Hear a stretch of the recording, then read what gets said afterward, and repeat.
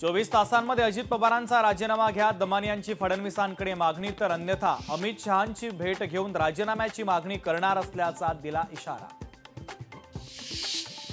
अमरावतीमध्ये युवा स्वाभिमान संघटना नगरपंचायत नगरपरिषद निवडणुकीच्या रिंगणात नाही, भाजपच्या उमेदवारांना युवा स्वाभिमान संघटनेचा बिनशर्त पाठिंबा, रवी राणांची घोषणा।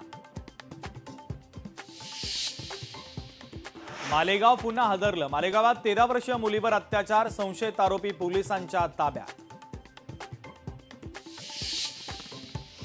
बीडमधील राजकीय अतिक्रमण देखील आम्ही काढू, पंकजा मुंडेंचं वक्तव्य, तर नगर परिषदेच्या निवडणुकीच्या अनुषंगाने झालेल्या बैठकीत पंकजा मुंडे यांचं सूचक विधान।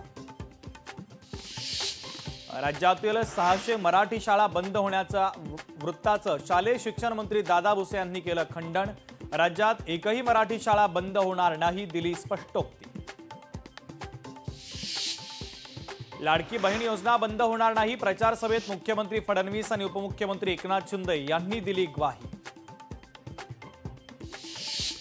दक्षिण आफ्रिकेविरुद्धच्या लाजिरवाण्या पराभवानंतर टीम इंडियाचा मुख्य प्रशिक्षक गौतम गंभीरने स्वीकारली पराभवाची जबाबदारी, माझ्या भवितव्याचा निर्णय बीसीसीआय घेईल म्हणत केलं वक्तव्य। पुण्यातील जमीन गैरव्यवहाराच्या प्रकरणी शीतल तेजवानीच्या याचिकेवर आज सुनावणी नाहीच, एफआयआर रद्द करण्यासंदर्भात करण्यात आली होती याचिका। राजश्री आणि कमला पसंतच्या मालकाच्या सुनेनं केली आत्महत्या, दीप्ती चौरसिया यांची आत्महत्या, पती हरपीत आणि त्यानं दुसरं लग्न केल्यानं दीप्ती व्यथित झाल्याचं वृत्त।